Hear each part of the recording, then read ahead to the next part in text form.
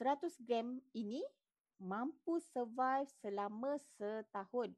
Anggaran untuk mereka yang berpendapatan gaji 4,500 sebulan, tuan-puan. Simpanan emas adalah simpanan yang suami boleh bagi direct terus kepada isteri tanpa melalui proses pusaka, tuan-puan.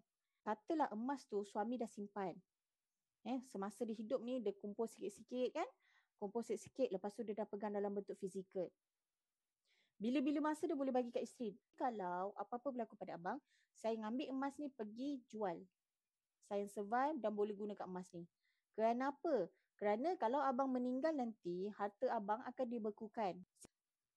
Ya, kita tolak ke tepi pasal ambil takaful, ambil hibah kan, ambil hibah bersyarat, kalau meninggal dapat duit kan, itu lain. Itu takkan dapat hari itu juga dan takkan dapat esok. Kalau kita kata nak pakai hari ni kita nak guna.